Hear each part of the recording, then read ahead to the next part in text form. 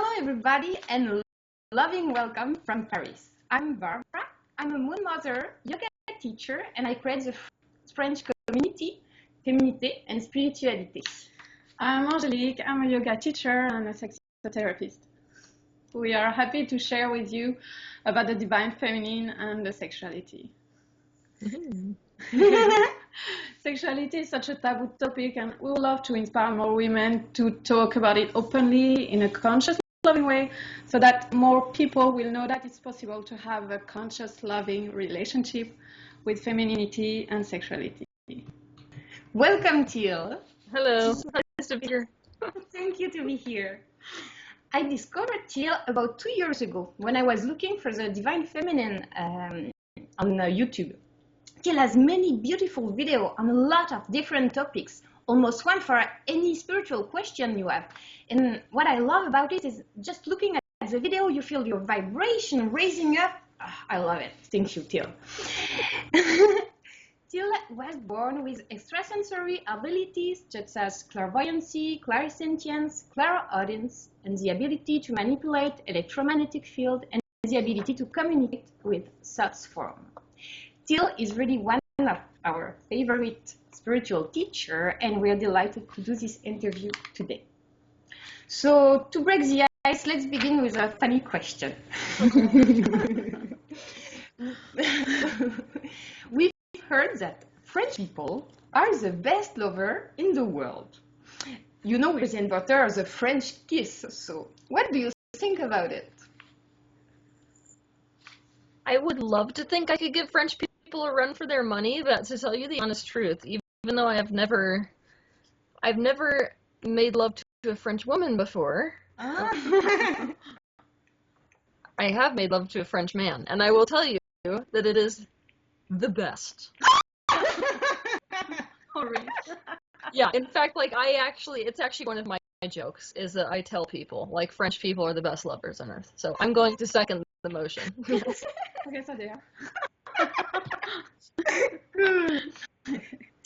So you're coming soon to Paris for a beautiful workshop. We're going to be there. We're really excited. It's on the 15th of November.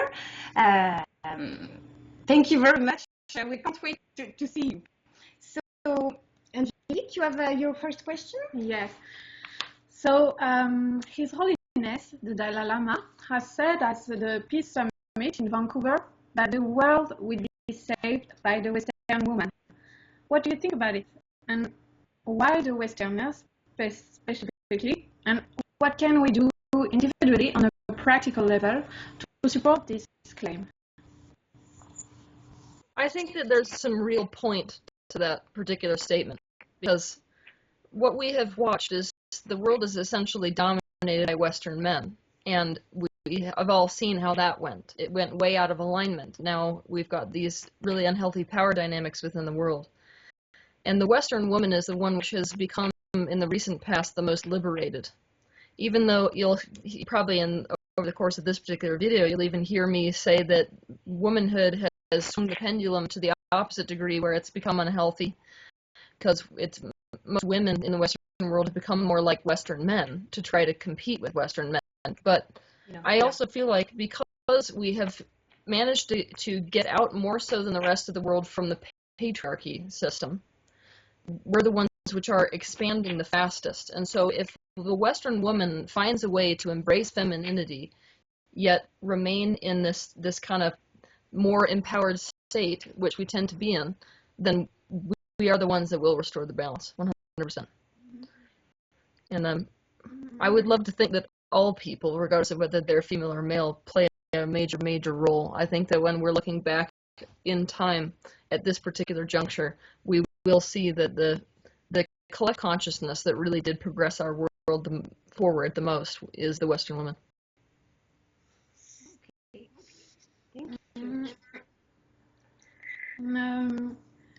We feel at the moment in the modern patriarchal society that femininity is repressed. Do you have some advice for women to get the power back? Yeah, yeah. I think probably the very best way to do it is to find our own definition of femininity. And this is a concept which is real difficult for women to grasp, because the reality is that relative to femininity in general, we are either fully embracing of whatever idea we're fed about womanhood or fully resisting it.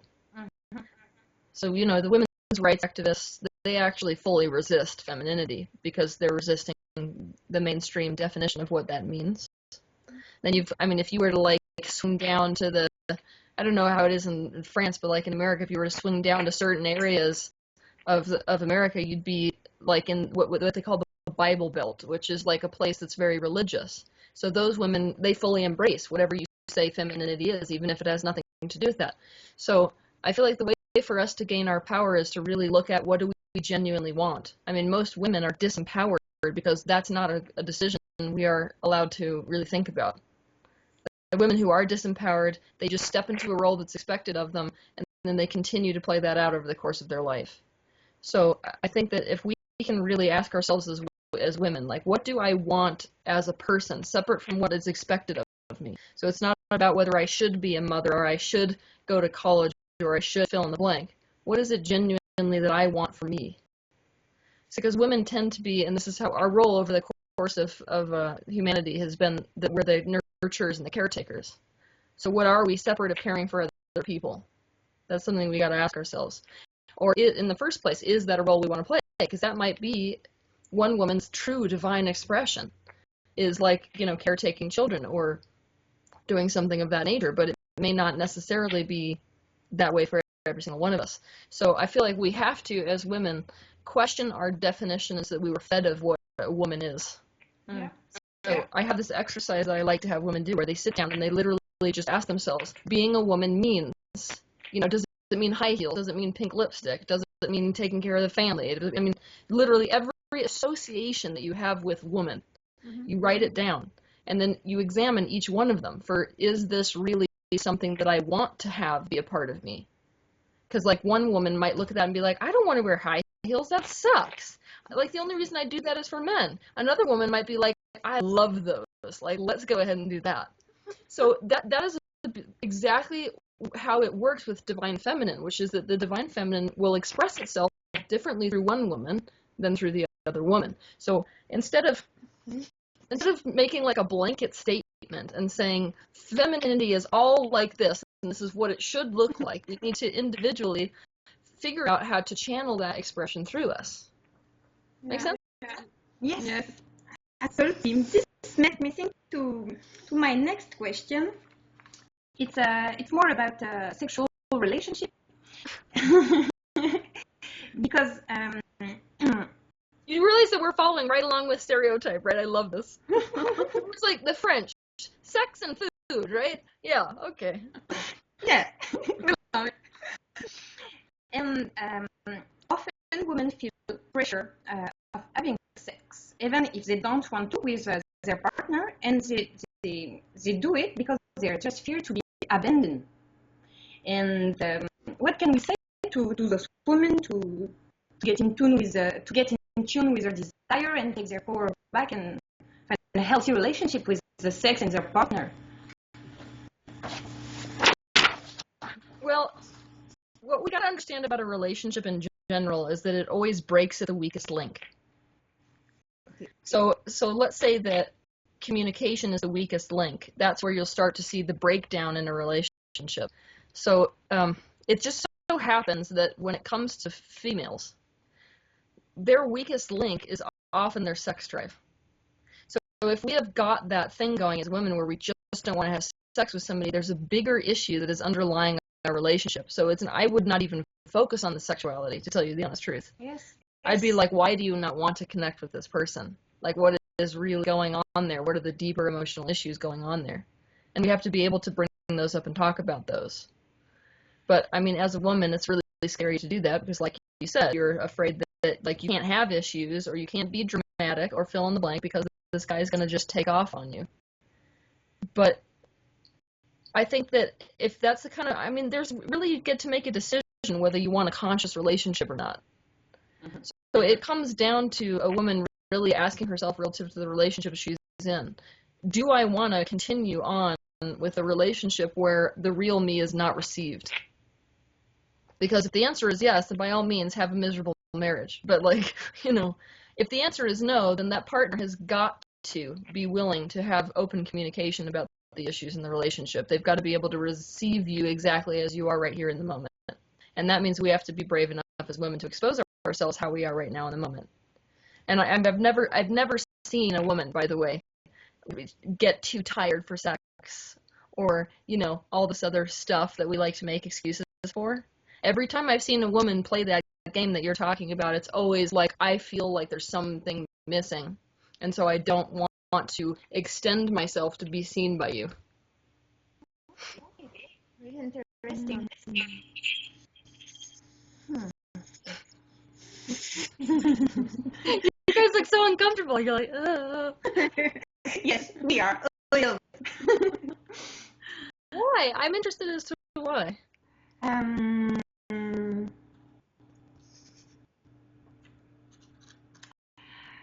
Why? We're really impressed, I'm not talking for you. I'm really impressed. I watched all your videos and you were like, oh. And just talking with you like this is like, It's a beautiful present. We're happy. yeah. Oh, good. Yeah. And really, really grateful. This is the heart talking. Yeah. Yes.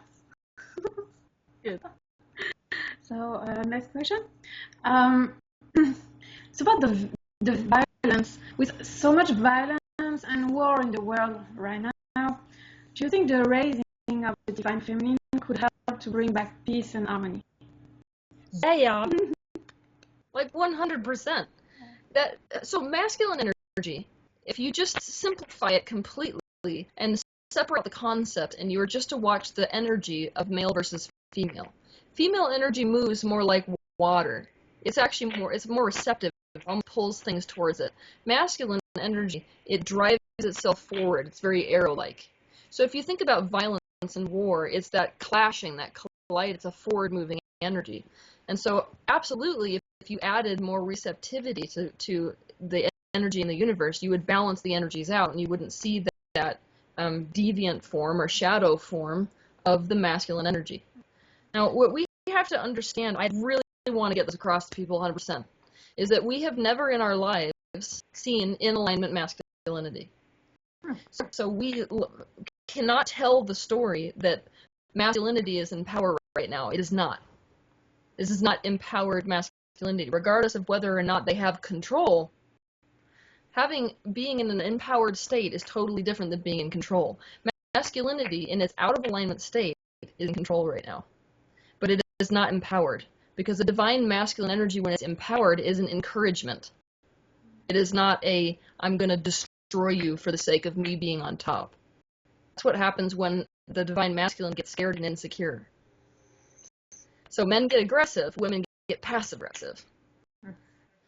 So I've always joked about the fact that it's like an out of alignment female in the Oval Office, in America, that would be scary. That would be one of the most passive aggressive things I've ever seen. This would turn into the most passive aggressive intercultural relationship that we've ever seen.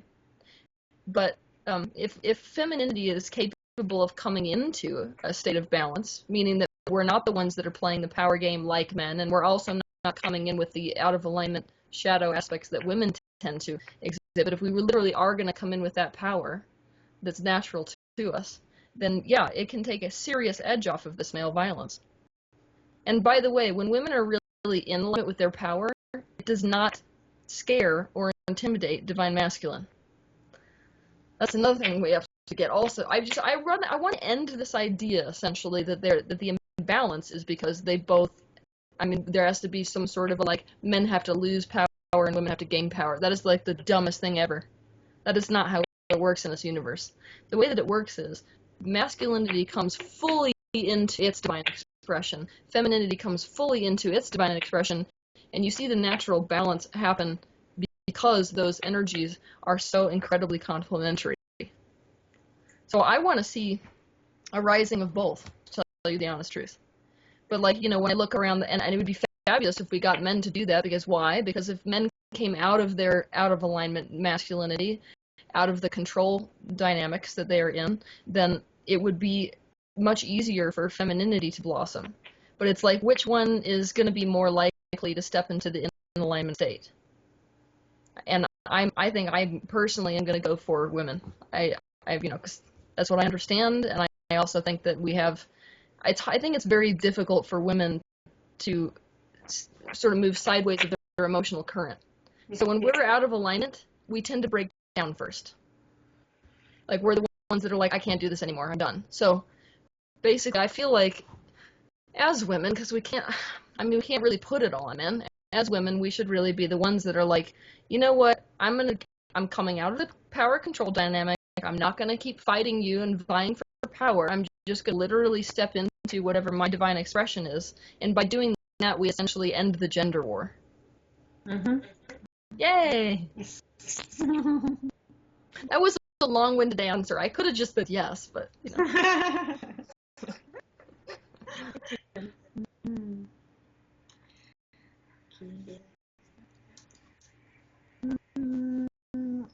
Je crois qu'on l'a déjà répondu, peut-être qu'on peut enchaîner sur... Yeah. Do you think that women's spiritual path is different than men? Ultimately, no, because it's all awakening. So, like, no matter whether you're male or female, we are on this earth in order to awaken, in order to become fully conscious, in order for our perspectives essentially to feed back into universal consciousness. But I think that when we are talking about awakening, it's about what dream are we awakening from. And I noticed that men and women are essentially awakening from different dreams. So for men, I mean, they may have to awaken to different shadow aspects within themselves that women do. And also when you opt into a female body, you are in essence on this earth inheriting all the female heritage. So part of what we are awakening from as women is all of the experiences that women have had over the course of history, you know, rapes, losing children, losing spouses, stuff like that. And what a lot of men are awakening up to is a whole different experience. They go through different challenges. A lot of it is about the pressure of the family. A lot of it is about how do I wake up from the dream of my only worth is my achievement. See, women have to wake up from my only worth is my beauty. So I think that even though awakening ultimately is the same spiritual path and the same spiritual growth, we are waking up from different dreams. Yeah.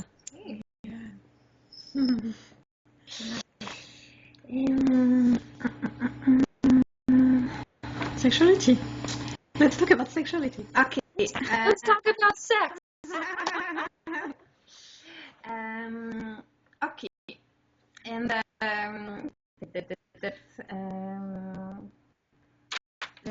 laquelle? Oh, I got this at the end. Sorry. Oui. As a clairvoyant, Teal, how do you see the sexual energies in people? Do you see a difference between sexual energy and life energy? No. Same energy. Yeah, it's the same. I mean, sexual energy is what creates life, and so it is the vital force energy. And many people have called it many things. They've called it mana, they've called it kundalini, but it is all the same thing. It is the expression of the divine self. It is the divine self coming into an embodied form. And so this is why I sort of laugh when people say sexual energy is so much different than other energies. It's not. In fact, quite often when you watch somebody having sex with someone else, and then you watch somebody who's a good piano player, for example, play a piano piece, their energy is moving the same way. Does this mean we can have orgasm while doing some piano? Yes. Yeah, it does. It absolutely does. Now, it's interesting to note that many of the great artists of our world tend to be the most sexual and the most carnal, and it's because they are the most. They basically have practiced expression instead of suppression. So their mind does not get involved with the way that energy moves through their body. And so, I mean, they tend to be the lovers, and they also tend to be the ones that are just like, painting on walls and things like that. Because it is a freeness, a freeing up of that vital force energy, which is sexual energy. Wow. It really makes me laugh sometimes, honestly, because, like, there's some, let's say, just in America, right, you've got some really religious women. These women like believe that sex is like not good. Okay, you don't have sex unless it's for procreation. Yeah. And so like these women will sit down in front of me and they'll be like, you know, sex is bad, sex is wrong, I hate sex. But then like let's say they're really good at needlepoint and they get so into it, and when they're talking about it and they've got the exact same energy, and I'm just like, wow, it's creation energy. So Love it. Everyone, what is the healing aspect of sexuality? Can you talk about it, please?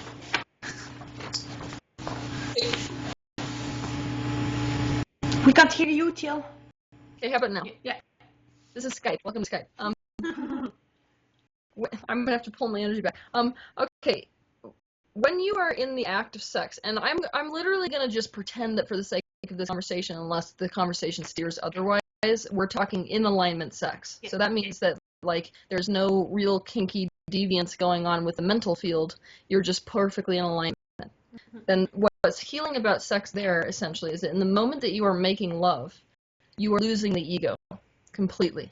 So your sense of separate self is going away.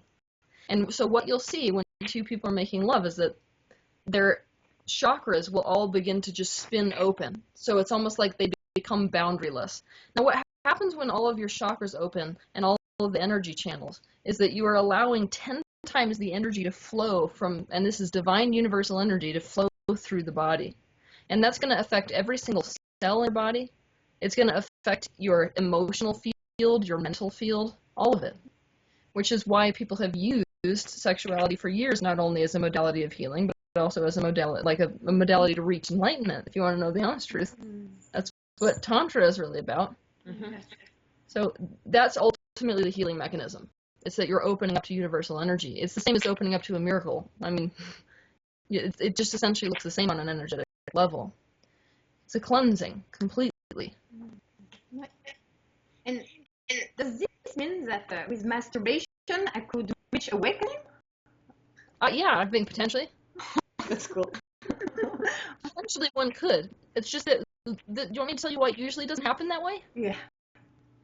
Because essentially becoming enlightened is awakening to whatever we truly are. And so we begin to progress towards enlightenment when we take the things that are obscuring our true self and we remove them. And so one of the things that obscures our true self is our resistance to intimacy. So like often the only way to remove that particular blockage to intimacy is to let yourself completely connect and merge with another human being. So like I could see a person being like, oh, I'm gonna just achieve it on my own, you know. So like they're masturbating every day, but like what's happening there is that they are just maintaining the ego's need for no intimacy with other people. Mm-hmm. Yeah. All right. But like by the same token, this is why it's so specific to a person. By the same token, let's say that you have a woman who can like freely give herself to other people, but like has no idea about what she really likes and is really confused about that and doesn't have a good relationship with herself. Sometimes masturbation, stuff like that, enhances the intimacy you have with yourself, and thus that could definitely be the next step towards enlightenment for that type of woman or person. Yes, I've ever heard a sexotherapist who was using photo. She advised women to take a picture and to watch it, because in picture, you appreciate it more. That's hunting. Okay. The question was a priestess. Sorry. It's a fun interview. I like these questions. I don't think anybody's ever asked me these questions before. Okay. We've heard that some priestesses of old age were sexual healers that heal men after a war battle, for example. And they were also initiator for men. Do you think it was, I think, in Egypt, old Egypt? Do you think it's true? Do you think it would be interesting to have those priestesses now? Well, okay, but the Western world has swung into what we would call a Newtonian model. That means that we have begun to believe that all there is the physical dimension, and it works kind of like a mechanical clock. Before that point, we believed and understood that there is some non-physical energy that is merging with the physical reality. And so what you watched in ancient cultures is a lot more of an understanding energetic reality. That means that a lot of these ancient cultures, when they were practicing their spiritual stuff, they involved things like sexual practices.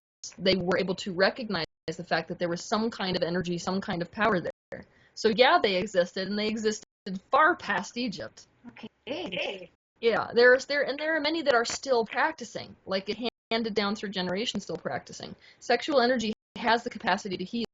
And what women knew way back when, which we've lost track of because of the Bible, if you would like to know the honest truth, it's religion that damaged this one, is that, like, you know how women bleed every month, right? Menstrual blood is pure vital force energy. If you put it on a plant, basically, that's dying, it will come back to life because it's got that same energy that nourishes life. And so a lot of women way back when, and even the First World War was famous for this, by the way, like women who knew about this, most of them through the Celtic religions, the old Celts, they would use their period blood to rehabilitate soldiers who were essentially dying on the battlefield. Wow. And yeah, it works. That's interesting because we hear often that it's not good to have a sex when you have your menstruation, because when you have your menstruation on an energetic level, you're cleaning out the bad stuff, and it would be like poisonous for your partner. What, you know? That is great ABS. What is ABS? BS is bullshit. Okay. Well, I want to like, we're gonna expand on why I'm saying that. The idea that there is something dirty about period blood when it is shedding is absolute nonsense. So basically, the body will cleanse itself because it cannot sustain a pregnancy because there was no implantation. But if there was a plantation, that blood would stay there for the totality of the pregnancy in a healthy state, not growing dirtier. So that type of thinking is the kind of thinking that is fed by men, and really, really ancient belief practices fed by men who were scared to death of female power, and so they wanted to make they wanted to make it a sin, essentially, to be in that state of womanhood. There is absolutely nothing poisonous to having sex with a woman on her period. In fact, it is quite healing, like quite healing. Huh. It's just a different energy. That's what we have to get. Like, women are like the moon. We go through different cycles. So when we kind of like, we wax and then we wane, kind of like the moon does. And so the waxing energy is a different energy than the waning energy. And a man who really is in love with a woman, or a woman who's really in love with another woman, can benefit by both the waxing and the waning. So when we're on our periods, we're on the waning side of energy. And so it's just like the kind of sex you have when you're on your period might be different. I mean, if you're really into spiritual type sex, that's the time that you would use for healing, use for like real connection, stuff like that. Wow. And like period blood, I wouldn't use it for manifestation as much. I would use the waxing side of the female cycle. So like when you're building up towards your ovulation is the type of year that you or the type of month rather, where you want to really focus on using sex or manifesting, stuff like that. It's about real creation energy. And Do you want to know something? This is like probably way more in-depth information, but people who use orgasms for manifestation, they use the time of the period to ask for things to be taken away. Oh. So traditionally, right, when you do moon spells, when the moon is completely full is when you ask for things to be brought to you. And when the moon is going away, essentially turning dark again, especially the new moon, you ask for things to be taken away from you. So like you could do that same thing with your periods. So like, let's say you're in a loving relationship, you can set the intention to have all struggles and barriers between you be released while you're having sex with a woman on her period. And it will be like amplified by that. Okay, thank you very much. This is a fun interview. My God, I'm gonna get nailed for this, aren't I? And do you think sex brings energy or deplete energy, or depends of the level of consciousness, or? Well, everything depends on the level of consciousness, but what it really depends on is the type of sex we're having. There's types of sex that are discharge energies. So first of all, we should go into this with the premise that there is no right or wrong way to have sex. So like even your most deviant types of sexual practices that a couple can engage in are not right or wrong. It's just, do you want to play with that kind of energy? Because there's benefits and there's detriments to any kind of sex you could have, essentially.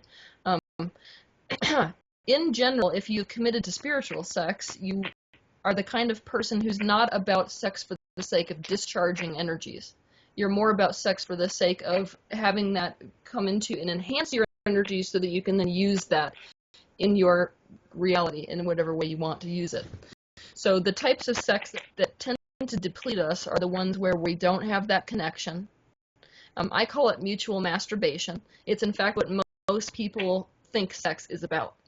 I mean, if you watch the average porn film, what's happening is mutual masturbation. There is absolutely no connection. In fact, you don't watch any of the same beautiful auric, like, light shows that happen between two people who are genuinely connecting. It's literally like two physical bodies going at it for the sake of self-gratification. So it's like this is a selfish person using them, and this is a selfish person using them for the sake of their own gratification. And that does tend to deplete, because when you have an orgasm because of that type of intention, it basically takes the stress and attention and goes, releases it. But then that becomes its own addiction, because what you're after is the relief, just like you would be with heroin or anything else. The types of sex which I would consider more spiritual types of sex, where you're really connecting with the other person, where it's about that intimacy, it doesn't tend to deplete. In fact, one of the most interesting things for men to experience is that there's an idea that essentially when a man ejaculates, he's inevitably going to be exhausted. It's not actually true, because in genuine sex, like connected sex with a woman, a circuit is developed. So even though he may ejaculate into her, she is in fact penetrating him through the upper chakras. So like she'll go in through his crown, and then he goes in through her root. And so you watch that beautiful circuitry of energy. And so if a man is in that type of flow, when he ejaculates, he will not feel that depletion. He'll feel himself dissolve. And so there will be a bit of relief that happens as a result of like letting go of yourself and your identity completely. But it's not like for the rest of the day he's exhausted. Nice, right? Yes. And the energy is going this way, but is it going also on the other way, from the man to the woman? You can reverse it, but not usually. Okay. And can it be both at the same time? Yes. Yeah, so like all of those things that you're talking about, if you're really into the practice of divine sex, that's the kind of energy flow that you practice getting. And intention really is what creates it. So it's about, in the middle of sex, you actually, as a partnership, you intentionally start to visualize and imagine and use your breath to actually create that intentional circuit. You can do all kinds of things with energy during sex. It's pretty cool. My partner will be really happy. Oh yeah, I'll teach you. One of my favorite ones is basically, I call it interpenetration. So what you do is you consciously first, as a couple, like, you essentially, you get into each other, but instead of like actually going at it, right, you just breathe. So like, let's say you're the feminine role, so let's say he's inside you already. This is really graphic, I know, but let's say he's inside you. But then you literally stare at each other and you're just breathing. And what you're focusing on doing is opening up each one of your chakras. And then both of you at the same time push your heart energy into the chakras. So like you're actually penetrating every chakra in each other. So like both of you are penetrating each other's crown, each other's third eye, each other's throats, each other's hearts, and it literally starts to feel like, it's almost like an octopus feeling. It starts to feel like there is an aspect of their energy that's penetrating every single inlet in your body, and vice versa. And so it's like so powerful. It's almost like putting your finger in. It's like an electric socket. It's amazing.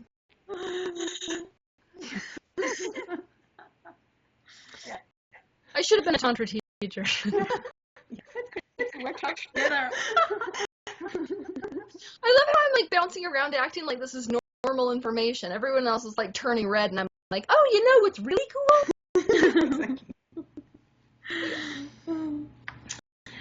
Okay, I have another one.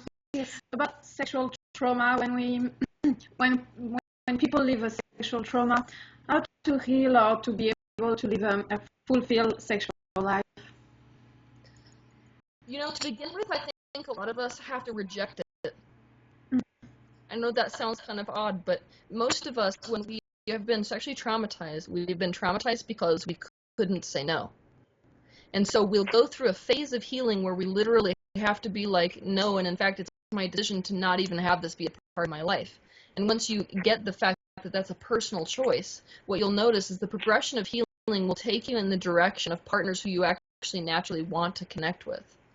And for a lot of, especially women, it's really critical for us, I think, to use some of that time when we're starting to open up to sex again, to start exploring with just ourselves, and to start experiencing what it's like being in a really safe situation. And then there is nothing more healing than ending up with a partner who wants to be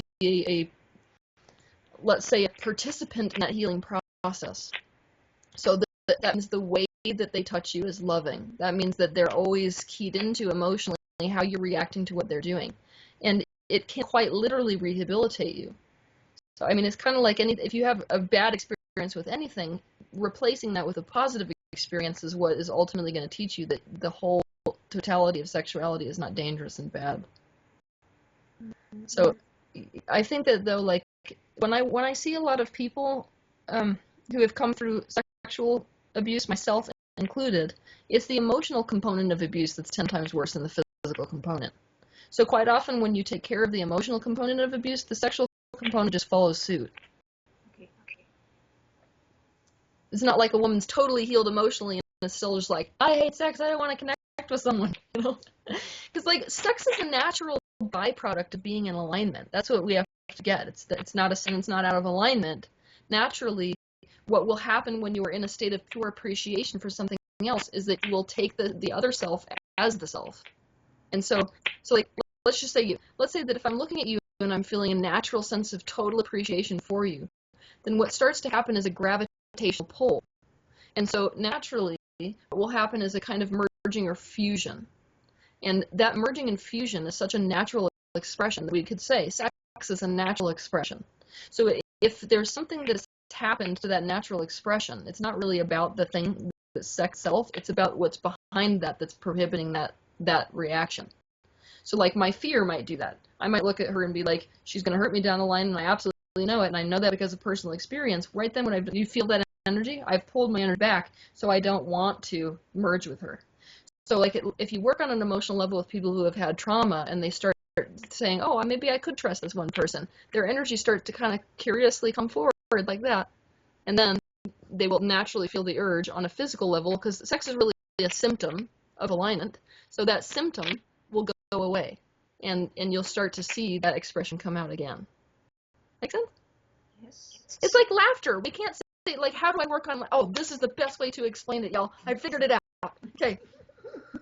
So just like you could ask me, how do I work on laughter? And I'd say, well, it's not about the laughter. The laughter is a byproduct of something funny. So we just got to go for something funny.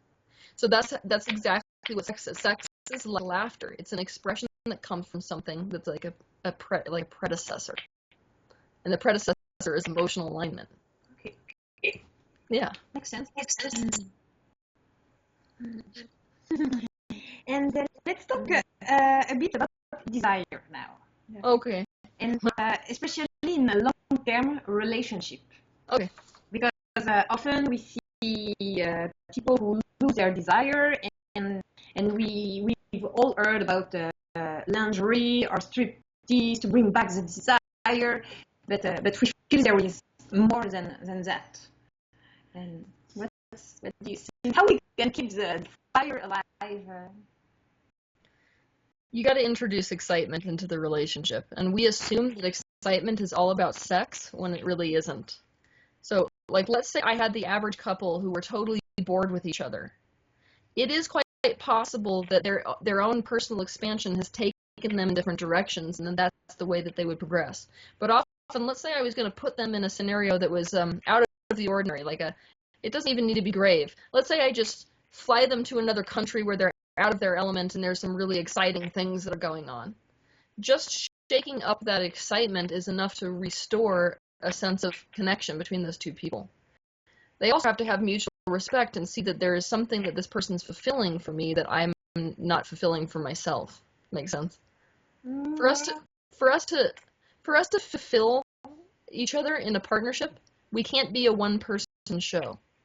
So in fact, spirituality has actually destroyed relationships. You know that? No. Oh yeah, it's really fun. This is one of the things I'm going to be talking about a lot in the future, is the fact that the spiritual field is full of people who never got their needs met by other people, who never had a good connection with other people, and that's what drove them to try to find God. And so the trap in it they fall into is, oh, now I have a justification for why that didn't happen, because it shouldn't have happened. It should always be about me and my connection to God, and everything should always come through me. That's actually the ego just coming in the back door. So what you're going to watch within the spiritual community is people saying, look, you can do everything in and of yourself, and then you can be in a relationship with this person for God knows what reason. Why would you do that? See, that's the point. So you've got people in the spiritual field not getting into relationships, not having children. They've sort of exempt themselves from the whole entire show. And it's easy to do in the modern world, but what we've watched is that our level of attraction towards each other is gone. So there was a lot of sexual, this is something that we're going to bring back, but let's go back to the pre-50s, 30s, 40s, right? When there was a defined role that women were playing and men were playing, and neither could play the other's role. There was a lot more sexual attraction back then, interestingly enough. We know the parts that are out of alignment, but what was genuinely in alignment was when you saw a genuine man coming towards you, the protector type. As a woman, you're like, oh, I want it. There's a desire. Same with the man seeing what she's doing. There was a genuine desire because we knew what place we served each other's life. So a lot about relationships is less about I guess that love and appreciation, and it's actually a lot more about a lifestyle choice. Why this person? So if you're still in a place of respect for what the other person is doing and serving in your life, you will feel a natural inclination to find that merging with the other person.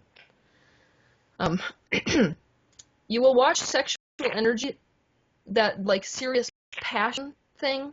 A lot of times you will watch it kind of wane through a relationship, and a lot of people think that something's gone wrong when that's happened, when it actually hasn't. The relationship is going through another cycle. But a lot of our serious attraction is in fact about suppressed aspects within ourselves. Again. Yeah, that's why you're so attracted to the polarity. So I'm I need this polarity because it's actually a part of me that I've disowned. But by virtue of owning them, I'm vicariously owning the aspects of me that I rejected. And once you do that for so long, and that starts to cause you to re-own these aspects within yourself, then obviously that magnetism is not going to be there as strongly, because you essentially, by re-own more of that polarity, you've become less opposite. Yeah? See, sexual attraction is very complicated. Can you tell? Because I've only just mentioned 3 aspects, and there's so many. Okay.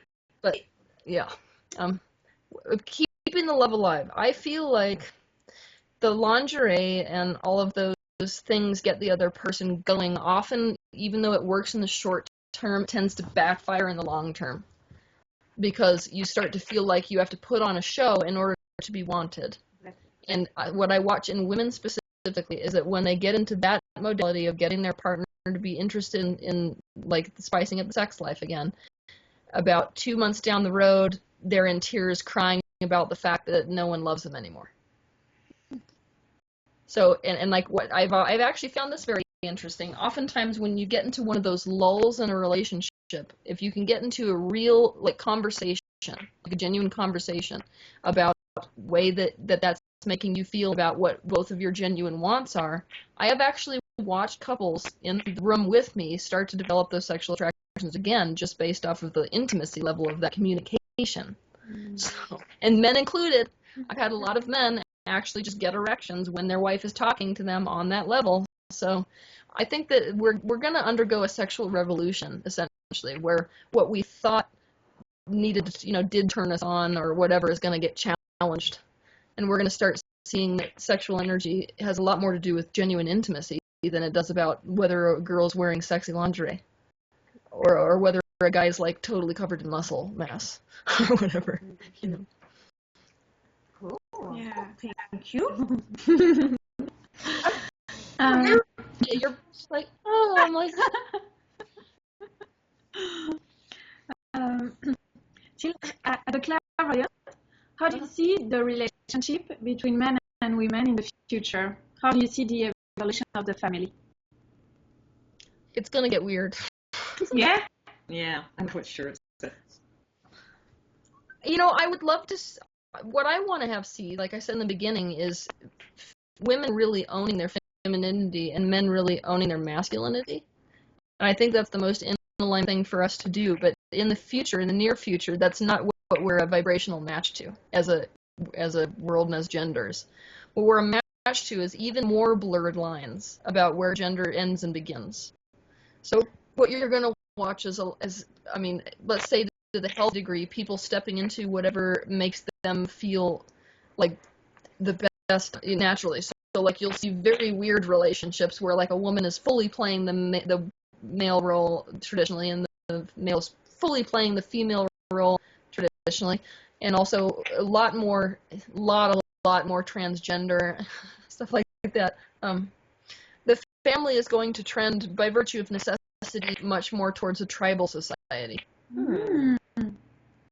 We're not going to be, our world is going to get so complicated that the nuclear family is not going to be able to exist anymore. Besides, it's in a natural state for our species anyways, and so we're going back to tribal, but forward into the modern world with it. So it's not going to, instead of the tribe being about what we would consider a root chakra agreement, which is about safety and all of those types of things, it's going to be like a more exalted form of what that looks like. So what does it look like for us all to support each other and consciously choose to do it, not for the sake of survival necessarily, but because that is what will help us as a consciousness expand the most. But with the tribal agreement that is not based on those root chakra safety concerns, you're looking at a lot more blurred lines in terms of gender and sexuality and everything. So, yeah. Let's be open.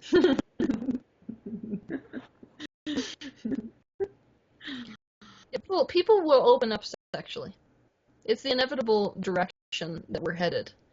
And the more that we do that and remove the levels of guilt that we have, the less we're going to see these issues with sexually transmitted diseases. I'm actually pretty excited about that because, like, right now that's a huge thing right now. The sexually transmitted diseases is a big issue, right? Mm-hmm. Kind of like the plague was a big issue way back in whatever age. In the future, that's not going to be as big of an issue because we're going to get rid of a lot of the taboo-ness around sexuality. You know how, like, if you watch humanity progress, there's taboos at certain time periods, and those taboos inevitably disappear? Yeah, okay. Sexual taboo will disappear. That's great. It is great. Yeah. But then we're gonna, I don't know. We are a really rebellious species, so we're gonna have to find other ways to rebel, right? Yeah. And I have another question. Why women imagine to be a princess, waiting for the charming prince, perfect wedding, and children? This is still like that. Well, it's a two-part thing. The first part is we're fed that ideal from the very get-go, and regardless of how much our mothers would like to empower us, they still kind of somewhat feed us with that energy because at our root as females, we are receivers. That is the primary thing to understand about us. Even though we create life, we receive more so than anything else. And so if you look at the scenario of a woman sort of waiting to receive a prince, it is the receptive energy. It is the fact that puts us into a certain kind of softness that all of us crave. We all crave that. Like, regardless of, we may like to pretend we don't, but every one of us does. Because that's the natural flow of the way that our energy moves. Not only that, when I watch a woman slip into that type of energy where it's almost like where they go into that kind of softness. And softness is not to be confused with weakness, because softness is in fact a whole other kind of strength. But when they go into that soft suppleness, essentially, that scenario puts them into, all of the way that their sexual system, I guess, moves energetically is much more in alignment. So you'll watch the ovaries will naturally develop much easier. You won't see so much polycystic ovarian syndrome. You won't watch, like there are a lot of positions that the uterus can be in that are unhealthy versus healthy. And that the uterine position I watch shift when people go into that soft, supple energy. In fact, this is the primary reason. If you go to a doctor, right, the doctor is going to tell you that a pregnancy potentially can make a uterus tip into a different position than it was originally in. And they'll tell you it's because the baby stretched the ligaments and the pelvic cavity is now holding the uterus in a different position. But from the standpoint of an energy worker like myself, what I'm actually watching is 9 months of a woman being in that total receptive energy, which pregnancy really puts you there. Just watch a Hallmark commercial to know it. So basically, if she's in that receptive energy for that long, it literally causes that physical byproduct. Because like if it was always the ligaments, then every woman would stay in that position, wouldn't flip back. But you watch some women after they delivered, let's say they go right back to work, they go back into the competitive male field, you'll watch the uterus tip back into the original position that it was in. So yeah, so that's just one example of like many that I could use. The female system is much healthier in that state of receptivity, in that soft, supple state. I mean, do you feel that kind of like when you actually think about like a prince coming to you, you can kind of feel yourself melting a little bit. It's that feeling of melting that we want. Like what's really not natural to the female is to step up into that like aggressive, empowered, forward-moving thing, you know. Yes, but how do you compete then in the workplace to be able to have a responsibility, a job with responsibilities? Well, honestly, if you want me to be really honest right now, yes.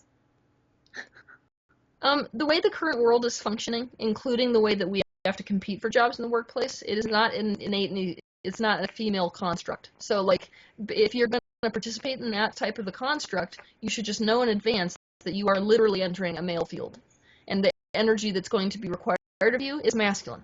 And so, the best that we can do, aside from stepping into what you're saying is required, if we're totally committed to that, I mean, there could be women, let's say, who start companies where that's, the paradigm is completely different. It's not even run like that.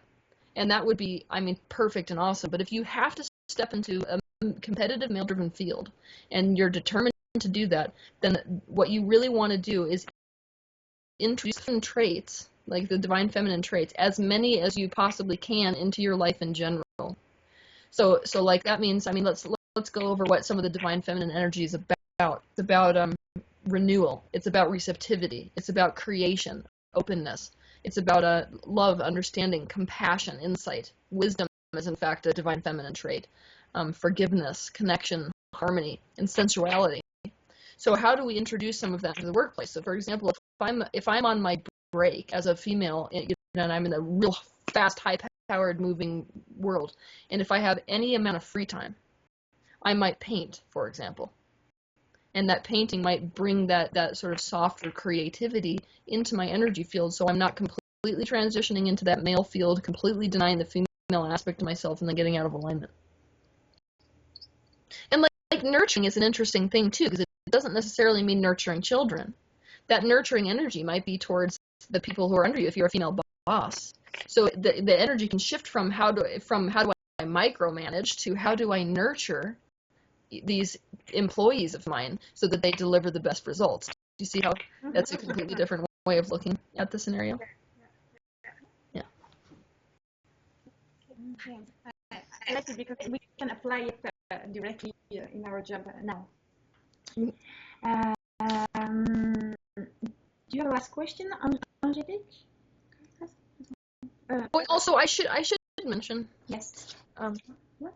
We all have divine feminine and divine masculine within us. Yes. And we also have an odd split. So it's not like all women have the same split of masculine and feminine energy. So some of us females are more capable of being in alignment in a workplace like that, where some of us, it would kill us. So we have to be like super honest also about ourselves. Like me, the divine expression of me as a female, I love competition. That's not something that throws my body out of alignment when I get there, but there are other divine masculine traits per se that might throw me completely out of alignment. So it would be, you know, another woman, if she was in a competitive environment, that would put her totally out of her feminine, out of alignment. She may stop menstruating. I mean, all kinds of stuff like that. So as a female, we got to be really sensitive to like whether the environment that we're in or the, let's say, masculine expression we're participating in is causing us to go completely out of alignment or not. Yes. Yeah. I mean, even you two, I mean, looking at the two of you, the divine feminine and divine masculine balance in you two completely different. You've got much more divine feminine. She's got a little bit more divine masculine. So if I was just, let's say that I was your employer and I was putting you in a different position, I would put her in a more high pressure position that I would typically pick a man for. And I would put you in a position more where you were working with other people, one-on-one emotional connection, that kind of thing. Make sense? Makes sense. Listen to yourself. And I love your question. What would someone who loves yourself do? So do you want me to tell you something interesting too? So like this is just more reflection. You specifically really embody the divine feminine trait of renewal, which is the constant sort of cycling into greater and greater levels of purity and health. That's what gives you your I want to be a seeker type energy. You know, you keep seeking this new knowledge because you love renewal. You love that feeling, and you also love creating it in other people. You embody sensuality, which is another divine feminine trait.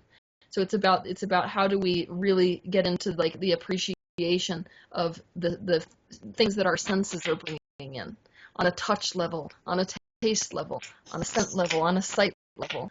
See, so like both of those are divine feminine expressions, and I mean, because we've got different balances, each of us as women, you came in with a lot more of the embodiment of the sensuality aspect of divine feminine, and you the renewal aspect of divine feminine.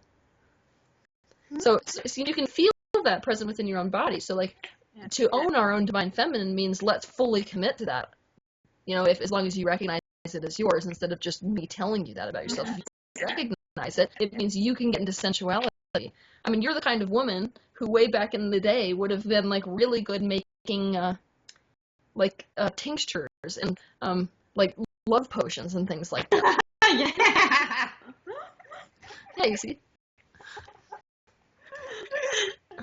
So we want to look for how we could express those energies in our particular life. Does that make sense? And that's really on a practical level how we start to own the divine feminine expression within us. So like you get to do, so I told her, but you get to think about this. How could you practically in your life embody and express renewal? Renewal.